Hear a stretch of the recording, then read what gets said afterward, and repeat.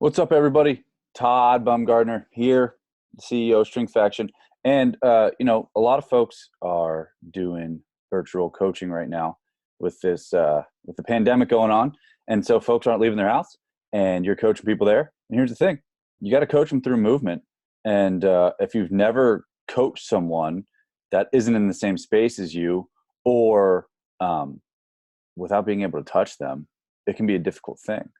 So I just wanted to give you some guidelines, some of the things that we've passed along to our coaches as we've moved online here for, at least the next month here in Virginia. We just got shut down.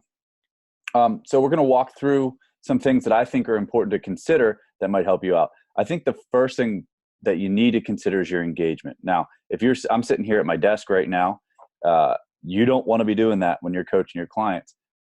Because here's the thing is you got to make it worthwhile for them to show up. Think about all of the things people are going through right now. They just had most folks have had their lives turned completely upside down. They either are working from home, they can't leave their house, they're on complete lockdown, all these kind of things. So they need something that they feel good about showing up to. So you got to make it fun. You got to be a little bit entertaining, and you got to really be engaged. And when I say that, I mean, don't be sitting at your desk just talking people through things. If you can, figure out how you can stand up, you can move with people, make it engaging for folks, like I just said, and make it so people are seeing you move, and we have the engagement that's as close approximation to actually coaching in person as you possibly can. So I think another big thing that we have to consider is doing an upfront program and exercise review. Now, you're not going to be able to coach things as clearly and as well as you could in person. So looking at the movements that you're going to be going through for the day and really doing a review of those and demonstrating the basics of those before people get moving with the program is going to be important, right? Because that way they have an image, they have something to remember. You can review basics with stuff that maybe you haven't touched on with people in a while. And I think that's a really good thing. So if you're doing like a one-on-one virtual session, you can do the exact movements that you have somebody doing in their home. Now, if you're doing a group virtual session, you can get everybody together and say, hey, remember, here are the key points of a hinge. Here are the key points of a squat, a push, a pull, whatever it is that you have folks doing, a lunge. And then that way, as people go, they have more clear things in their head. Because the reality is like, as much as people know what they're doing because you've been working with them, when you're in a new environment and you're in a new context and your world's been turned upside down, sometimes coming back to these fundamentals and these basics are good for people to place themselves in a different context to be able to do those things. So do an upfront program review. If you're with one person, walk through everything that you're going to do that session and make sure that they understand it and give them some demonstrations. If you're doing a group, make sure that you're just walking through the general basics of each movement, the hinge, the squat, the push, the pull, whatever you're going to have them do. Okay. Let's use concise cues. Now, we have very distinct language that we use at our gym. We have coaching mantras, which include all of the parts of the movement, the start, the finish, and how to move through all of those things. This would be a really good time for you to develop your coaching language if you haven't. How do you cue a squat? What are the basic internal and external cues you might use? I think in this instance, unless someone's really learning, external cues are going to be the best because, people can't necessarily, I'll stop here. Internal cues work well when you can actually put your hands on people and direct them through the movement. We can't do that right now. So really thinking about what your external cues are. What are the things that draw attention away from the body so that people can just move? So like pushing the floor away when you're doing a squat or a deadlift are very good examples. But we can't overload people with language, but we have to use language because that's our biggest tool right now. Okay. So really using concise cues. So for example, when we cue a deadlift or a hinge movement, we have a mantra that's tall and tight, reach, drive. Tall and tight is the start and finish position. We're going to reach to get to the position we want our hips in, and we're going to drive the floor away to come back up.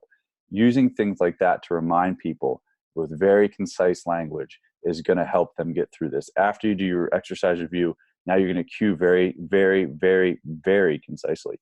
And if you're doing it in a group, I think the thing to think about is, it's going to be very difficult to put everybody on the same page, especially if you, like for us, we're running small group personal training sessions over Zoom. So everybody's gonna be doing different stuff. They all have their own programs. So really what you need to look for is passable, not perfection. And be able to like, hey, what we're going to do is we're going to have everybody, mute themselves. And then that way, if they want to talk or I'm sorry, I'm going to take that step back. If people want music on, we're going to have them mute themselves, but we're going to have people working out together, having a little banter and making sure that we're looking for passable, not perfection, because this isn't going to be a perfect scenario, right? There's no way that you're going to be able to coach things as well or clearly as you could have if you have someone in person. There's just no way to create the same amount of context that you could in that environment.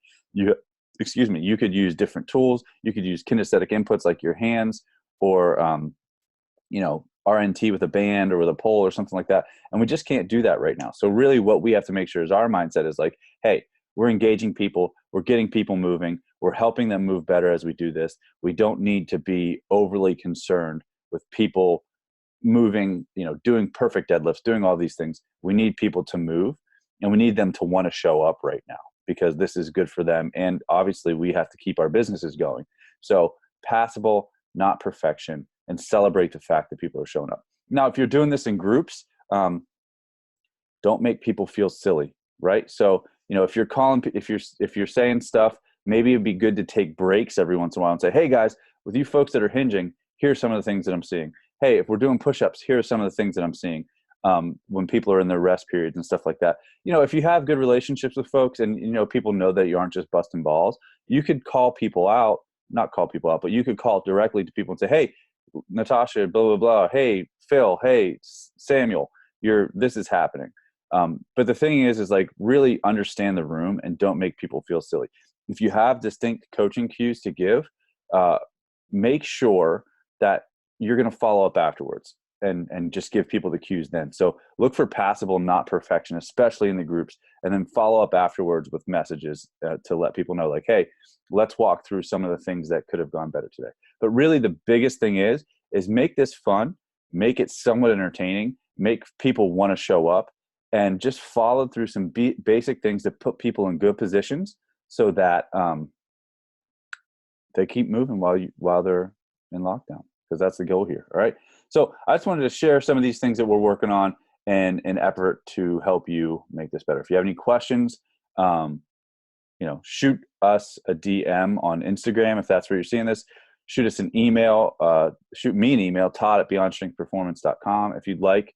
And I'll help you get set up with this stuff however I can. All right. Thanks, folks. I'm going to stop recording now. And I'm going to stop recording.